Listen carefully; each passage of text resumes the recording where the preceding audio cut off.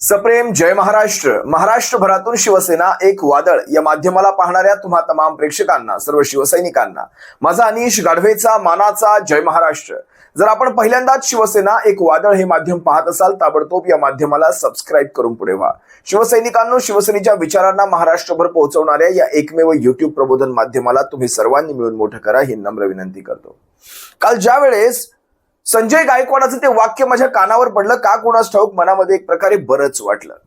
संजय गायकवाड म्हणतायत कशा प्रकारे भारतीय जनता पक्ष आम्हाला संपवण्याचा प्रयत्न करतोय. अगदी काल परवा अब्दुल सत्तारांच्याही मनात तेच वाक्य येत होती. आपण सर्वांनी ते व्हिडिओ पाहिलेत. अनेक महाराष्ट्रभरातल्या अनेक शिवसैनिकांच्या प्रतिक्रिया येत होत्या की हेच घडायचं होतं. आता तर तिसरंच वर्ष चालू आहे, अजून थोडे दिवस थांबा. हा भारतीय जनता पक्ष तुम्हाला कोणकोणते दिवस दाखवतोय तुम्हाला कळेल. ज्यावेळेस तुम्ही शिवसेनेच्या पक्षप्रमुखांच्या पाठीत खंजीर खुपसला, ज्यावेळेस त्यांची साथ सोडली, त्याच वेळेस हे घडणार होतं. हे नियतीचा खेळ होता. हे तुमच्या लक्षात आलं नाही. कदाचित त्यावेळेस ती तात्पुरती सत्ता तुम्हाला गोड लागली, तात्पुरतं मुख्यमंत्रीपद तुम्हाला गोड लागलं. त्यामुळे आता तुम्हाला हे सारं लाथाबुक्क्यांचा मार सहन करायचा आहे. हा सगळा एपिसोड मी काल पाहत होतो. म्हणजे संजय गायकवाडांचा असेल, अब्दुल सत्तारांचा असेल, काल परवा झालेल्या त्या शंभूराज देसाईंचा तो साताऱ्यातला प्रकार आपण पाहिलात. कशा प्रकारे रक्त गळत होतं आणि कशा प्रकारे रक्त सांडत होतं. आम्हाला मारहाण केली जात होती, पोलिसांच्या समोर केली जात होती. हा सगळा प्रकार पाहत असताना मला का कोणास ठाऊक देवेंद्र फडणवीसांचा तो व्हिडिओ आठवत होता, ज्यामध्ये देवेंद्र फडणवीस म्हणतायत निवडणुकीच्या काळामध्ये काही आश्वासनं द्यावी लागतात, काही जाहीरनामे करावे लागतात. कुणाचं काय जातंय हे बोलून जायचं, करून जायचं, नंतरचं नंतर पाहता येईल. अगदी तोच प्रकार मला एकनाथ शिंदे आणि त्यांच्या पक्षाच्या बाबतीत मला घडताना दिसतो. म्हणजे सध्यापुरत्या, तात्पुरत्या या जोडाजोड्या करून घ्यायच्या, यांना गोंजारून घ्यायचं, यांना सध्या जवळ ठेवायचं. ज्यावेळेस भारतीय जनता पक्ष हा एक हाती असेल, ज्यावेळेस भारतीय जनता पक्ष हा आणखी मजबूत असेल. म्हणजे विचार करा, तुम्हाला एक साधं उदाहरण देतो. समजा लोकसभा 2024 मध्ये समजा हा भारतीय जनता पक्षाचा वारूद 400 पार क्रॉस करून जर गेला असताना, तर एकनाथ शिंदेचं आणि त्यांच्या पक्षाचं काही खरं नव्हतं. सगळ्यात प्रथम जर 240 वर भारतीय जनता पक्ष अडकल्यानंतर जो 400 पारचे नारे ठोकत होता, अबकी बार 400 पार 400 पार म्हणत होता, सगळ्यात प्रथम जर हा 240 वर अडकल्याचं सगळ्यात जास्त अति आनंद जर कोणाला झाला असेल तर तो एकनाथ शिंदेंना नक्कीच झाला असणार. कारण त्यांची बार्गेनिंग पॉवर संपली नाही. जर त्याच वेळेस हा 400 पारचा आकडा दिसला असता, यांना कसपटा समान उचलून टाकून दिला असता यांच्या सगळ्या गटासकट. लक्षात घ्या, या गोष्टी जितक्या आपल्याला दिसतात तितक्या सोप्या नाहीत. तो काल परवाचा मला देवेंद्र फडणवीसांचा व्हिडिओ तुम्हाला वारंवार दाखवण्याची इच्छा होते. अगदी तोच प्रकार ह्यांच्या बाबतीत घडतोय. आपल्याला काय जातंय, थोड्या दिवसांसाठी यांना सोबत ठेवायचं, थोड्या दिवसांसाठी यांनाही बरं वाटेल, आम्हाला ठेवलंय, आमचं महत्व आहे वगैरे वगैरे. नंतर पाहता येईल. जर एकदा हा व्हिडिओ पहा. अनेक वेळा निवडणुकीच्या जिंकण्याच्या डेस्परेशन मध्ये ज्यावेळी आम्हाला माहिती असतं की निवडून येता येत नाही, अशा परिस्थितीत आम्ही काही जाहीरनामे काढतो, त्या जाहीरनाम्यांमध्ये काही म्हणतो. आपल्या बापाचं काय जातं अनाऊन्स करा. हा व्हिडिओ पाहत असताना मला का कोणास ठाऊक देवेंद्र फडणवीसांचं कौतुक करावंसं वाटलं. जे काही आहे ते स्पष्ट बोलले. त्यांचा मेसेज, त्यांचा संदेश अगदी स्पष्ट होता. मग आता तो कुणाकुणाला लागू होतो हे ज्याने त्याने आपापलं ठरवावं. आता काल नेमकं संजय गायकवाडांच्या बाबतीत काय घडलं, म्हणजे एका मागोमाग एकेका आमदारांची ही सारी वक्तव्य बाहेर येत आहेत. आता त्यात संजय गायकवाडांची भर पडली. म्हणतात मला माझ्या जिल्ह्यात साध्या, बघा तुम्ही त्यांचा व्हिडिओ स्वतः ऐका. काय आपल्या तोंडाने सांगितल्यानंतर तुम्हाला थोडंसं पटणार नाही. स्वतः शिंदे गटाचे आमदार आपलं रडगाणं कशा प्रकारे सांगतायत हे तुम्ही स्वतः ऐका. हे काही आम्ही त्यांच्या तोंडी भरवलेलं नाही. जरा ऐका संजय गायकवाड काय म्हणाले. अजितदादांच्या पत्नी सुनेत्राताई यांचा अर्थ खातं सुद्धा अजून त्यांना मित्रपक्ष आमचा देत नाही. त्याच्यामुळे त्यांच्या सोबत सुद्धा आमच्यासारखाच खेळ होतो की काय असं आम्हाला दिसून राहिलेलं आहे. महाराष्ट्रातली जनता हे सगळं पाहून राहिलेली आहे की महाराष्ट्रात काय चाललेलं आहे. बाळासाहेब ठाकरेंच्या विचाराला तिलांजली मिळत असल्यामुळे 50 आमदारांना घेऊन एकनाथ शिंदे बाहेर पडले आणि त्याच्यामुळेच भारतीय जनता पक्षाला सत्तेमध्ये येता आलं आणि पुन्हा दुसरी सत्ता त्या ठिकाणी पाहता आली. आणि एकनाथ शिंदे साहेबांना ममता बॅनर्जी करणं इतकं सोपं पण त्या ठिकाणचं नाही आहे. कारण शेवटी त्यांच्या पाठी महाराष्ट्राची जनता आणि तसं त्यांनी काम केलेलं आहे. अब्दुल सत्तार जे काही बोलले त्यांची ही व्यथा ही खरोखर व्यथा आहे. राज्यातल्या 2 कॅबिनेट मंत्र्यांना कशी मारहाण झाली, त्यावर कारवाईसुद्धा काही झाली नाही हे उभ्या महाराष्ट्राने त्या ठिकाणी पाहिलं. अजितदादांच्या पत्नी सुनेत्राताई यांचा अर्थ खातं सुद्धा अजून त्यांना मित्रपक्ष आमचा देत नाही. त्याच्यामुळे त्यांच्या सोबत सुद्धा आमच्यासारखाच खेळ होतो की काय असं आम्हाला दिसून राहिलेलं आहे. आणि माझ्या मतदारसंघात सुद्धा मी काही लक्षवेधी लावल्या तर भारतीय जनता पक्षाचे ज्येष्ठ मंत्री ते माझे लक्षवेधी सुद्धा लागू देत नाहीत. आणि भूखंड ज्या लोकांनी खाल्लेत, ज्यांच्या मी लक्षवेधी लावल्या त्यांना पाठीशी घालायचं काम देखील या ठिकाणी होतं. एक माझ्या मतदारसंघात सुद्धा मला मोठ्या प्रमाणामध्ये या माझ्या मित्र पक्षाचा अन्याय आणि त्यांचा हस्तक्षेप मला या ठिकाणी पाहायला मिळतोय. आणि बोलण्याच्या ओघामध्ये संजय गायकवाड अतिशय महत्वाचं आणि स्पष्टपणे बोलून गेले. म्हणजे मित्रपक्ष राष्ट्रवादी काँग्रेस, अजित पवार गट, मित्रपक्ष त्यांच्या निधनानंतर, अजित पवारांच्या निधनानंतर त्यांच्याकडची खाती अजूनही सुनेत्रा वहिनींना देण्यात आलेली नाहीत. लक्षात घ्या, या अतिशय म्हणजे सगळ्या गोष्टींवर कंट्रोल कसा भारतीय जनता पक्ष करून बसलेला आहे लक्षात घ्या. दिसताना चांगलं दिसतंय, अजित पवारांचा गट सोबत आहे, एकनाथ शिंदेचा गट सोबत आहे, भारतीय जनता पक्ष 134 पार आहे. हे दिसताना जरी चांगलं दिसत असलं तरी आतून खूप काही घडत आहे. अतिशय स्पष्ट शब्दात म्हणाले, त्यांना त्यांची खाती देऊ केली नाही. विचार करा, अधिकार काय दिले असतील? काहीच नाही, शून्य अधिकार. मला माझ्या जिल्ह्याचे साधे प्रश्न सुद्धा मांडता येत नाही. भारतीय जनता पक्षाचे नेते मला माझ्या जिल्ह्याचे प्रश्न सुद्धा मांडू देत नाही. माझ्या मतदारसंघाचे प्रश्न, जिल्हा सोडा, मतदारसंघाचे प्रश्न सुद्धा मांडू देत नाही. मग अगदी काल अब्दुल सत्तार सुद्धा हेच तर म्हणाले होते, आम्हाला सगळीकडून संपवलं जातंय, अगदी बँकांच्या निवडणुकांमध्ये सुद्धा आम्हाला संपवलं जातंय. हा भारतीय जनता पक्ष या सगळ्या गोष्टी करतोय. एकनाथ शिंदे या सगळ्यावर चुप्पी साधून आहेत, ते काहीच बोलायला तयार नाहीत. अब्दुल सत्तारांचं कालचं हे स्टेटमेंट, संजय गायकवाडांचं कालचं हे स्टेटमेंट खूप काही सांगून जातं. जरा अब्दुल सत्तार काय म्हणले पुन्हा एकदा का आपण जे 2.5 वर्ष ज्या पक्षांना सोडून आपण एक पक्षासाठी भारतीय जनता पार्टी आमचा जो जुना मित्र पक्ष आहे याच्यासाठी आम्ही आमच्या पक्षाच्या नेत्याला सोडून इकडे आलो आणि परत अशी परिस्थिती निर्माण होईल. आज जी परिस्थिती निर्माण होते ते स्लो पॉयझन आहे. हळूहळू शिवसेनेला मारायचा स्लो पॉयझनची जी परिस्थिती निर्माण झाली याला भविष्यामध्ये याच्यावर उपचार करणं गरजेचं आहे. आणि या परिस्थितीमध्ये आम्हाला जे समोर दिसतोय त्यामधले एक एक गड आमचे संपू लागले. अब्दुल सत्तारांची ही वक्तव्य ऐकत असताना मला का कुणास ठाऊक राहून एकच विचार मनामध्ये येत होता की एवढी मोठी स्टेटमेंट, तीही भारतीय जनता पक्षाच्या विरोधात, देवेंद्र फडणवीसांच्या विरोधात, अब्दुल सत्तार स्वतःच्या मनानं करणं शक्य नाही. कुणाचा तरी नक्कीच हात अब्दुल सत्तारांच्या पाठीशी आहे. हे बोल अब्दुल सत्तारांच्या तोंडचे बोल हे अब्दुल सत्तारांचे नसून हे कुणाचे तरी नक्कीच आहेत. आता कोणाचं हे वेगळं सांगण्याची गरज नाही. माझा आजवरचा अब्दुल सत्तारांविषयीचा अनुभव एवढंच सांगतो. काल परवाचं ते पाटणचं प्रकरण आठवा. कॅबिनेट मंत्र्याला मारहाण होते, विसरला असाल हा व्हिडिओ पहा. सभापती महाराज, माझे हात जोडून विनंती आहे, म्हणजे आता या सभागृहात सुद्धा आम्ही सुरक्षित आहोत का नाही असं वाटायची वेळ आली. सभापती महोदय, आम्ही चाललो 4थ्या मजल्यावर. सभापती महोदय 10 फुटाचं अंतर होतं. ते मेटल डिटेक्टर लावला होता जिथनं सदस्य आत जातात सभागृहात, त्या मतदानाच्या ठिकाणी. ते मांडवे म्हणतायत अरे पालकमंत्री आहेत, मला जाऊ दे मताला. सभापती महोदय, ह्या दंडाला 4 पोलीस माझ्या, हे अजून दुखतंय. ह्या दंडाला 4 पोलीस, दोघांनी कंबर आवडली माझी. अंग सभापती महोदय माझा अजून ठणक, ते 4 दिवस झाले मी गोळ्या खातोय. मला त्या सदस्य सकट फटफटत नेलं. ह्यांचे बंधू खासदार नितीन काका पायऱ्यांवरनं त्याला खाली पाडलं. ह्यालाही ढकलत एका खोलीत नेऊन तिकडे ढकललं बाजूला. सभापती महोदय, काय 100 पोलीस साध्या वेशातले 4थ्या माळ्यावर, म्हणजे ही मोगलाई आहे का? आम्ही मंत्री आहोत, आमदार आहोत, 4 लाख लोकांच्यातनं निवडून आलेले. एवढा माजुरीपणा केला. त्या गोंधळात सभापती महोदया काय लागलं मला माहित नाही. माझ्या शर्टावर रक्त, जे सदस्य माझ्याबरोबर होते संदीप मांडवे त्यांच्या शर्टावर रक्त.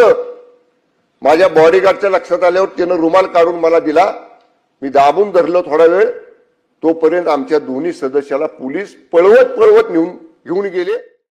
शंभूराज देसाईंसारख्या एखाद्या कॅबिनेट मंत्र्यावर ही काय वेळ येऊन ठेपलीये तुम्हीच पहा. ही अशी अवस्था त्यांची शिवसेनेमध्ये असताना कधीच नव्हती. आता विचार करा, शंभूराज देसाई असतील, अब्दुल सत्तार असतील, दीपक केसरकर असतील, उदय सामंत असतील, संजय शिरसाट असतील, संजय गायकवाड असतील, यातलं गायकवाड आणि संजय शिरसाट ही 2 नावं सोडली तर बाकीची 3-4 नावं जी मी घेतली, ही सर्व नावं शिवसेनेच्या मंडळीच्या या सर्व प्लॅनिंग मध्ये, या बेतामध्ये तेवढीच सामील आहेत. किंबहुना यांच्यापासूनच तो बेत सुरू झाला असेल अशी माझ्या मनात शंका आहे. विचार करा, त्यांच्याच बाबतीत आज ह्या काय गोष्टी घडतायत. म्हणजे नियतीचा फेरा आपण जे म्हणतो ते अतिशय योग्य आहे आणि ते सत्य आहे. आता निलेश राणे विरुद्ध नितेश राणे, आणखी अनेक, म्हणजे कोकणामध्ये अगदी रामदास कदम असतील किंवा रवींद्र चव्हाण असतील, हे सगळे वाद म्हणजे भारतीय जनता पक्ष आणि शिंदे गट यांच्यात काहीही अलबेल नाहीये हे स्पष्ट होतं. आणि तुम्हाला हे सगळं दाखवत असताना तो व्हिडिओ चुकवून कसा चालेल.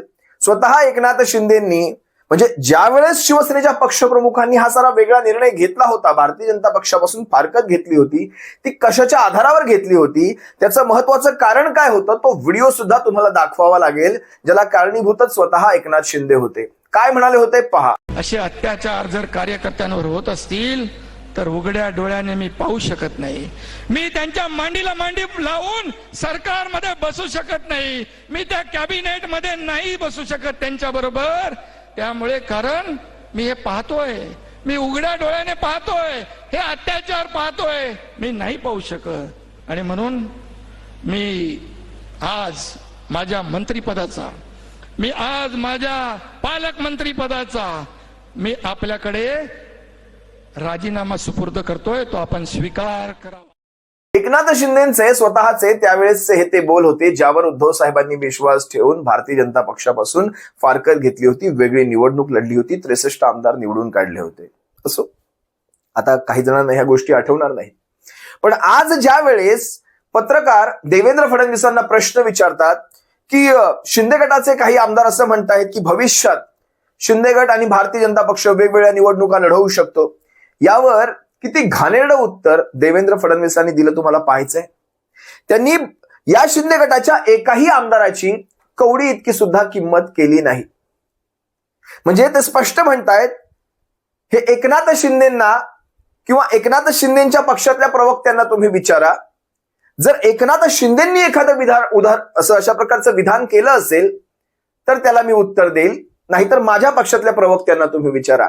एकनाथ शिंदेच्या पक्षातून बोलण्याची परवानगी ही फक्त आणि फक्त एकनाथ शिंदेंनाच आहे.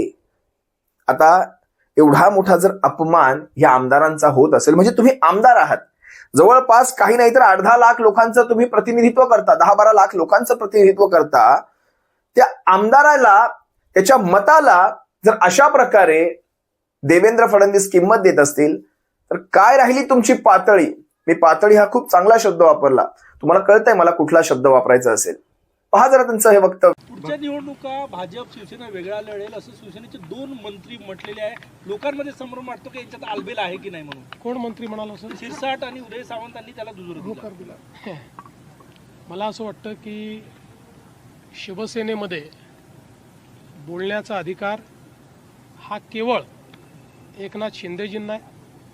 एकनाथ शिंदेजींनी जर काही एखादं स्टेटमेंट त्या ठिकाणी दिलं तर मला तुम्ही त्याच्यावर विचारलं पाहिजे. याच्या संदर्भात तुम्हाला विचारायचं स्पोक्सपर्सनला विचारलं. म्हणजे एकीकडे आमदारांच्या शब्दाला महत्व नाही हे स्पष्टपणे देवेंद्र फडणवीस म्हणतात एकनाथ शिंदे हे जर काही म्हणाले असतील तर मी उत्तर देईल किंवा त्यावर मी वक्तव्य करेल. आणि दुसरीकडे तुम्हाला त्यांचा डबल स्टँडर्ड दाखवतो. देवेंद्र फडणवीस डबल स्टँडर्डच्या बाबतीत अतिशय माहीर आहेत. तुम्हाला माहिती आहे, तो आपधर्म, शाश्वत धर्म आणि अजित पवारांच्या पक्षाशी युती, नाही, नो, नेव्हर. एक वेळ अविवाहित राहणं पसंत करेल पण अजित पवारांच्या पक्षाशी युती नाही, दुसऱ्या दिवशी युती झाली. हे डबल स्टँडर्ड आहे. आता इकडे काय म्हणायचं की आमदारांच्या शब्दाला आम्ही किंमत देत नाही, एकनाथ शिंदे.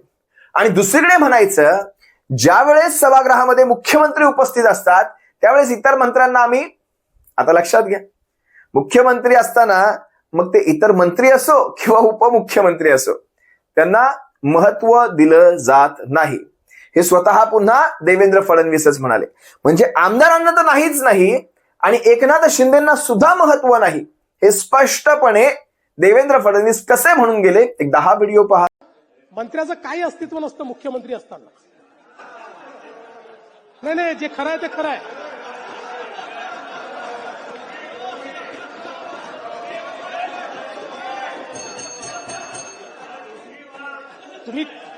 तुम्ही वेगळ्या पद्धतीने आनंदित होताय, पण मी सत्य तुम्हाला सांगतो की जेव्हा एखाद्या कॅबिनेटमध्ये मुख्यमंत्री असतात त्यावेळेस मुख्यमंत्रीच सर्वेसर्वा असतात, इतर कोणी नसतो.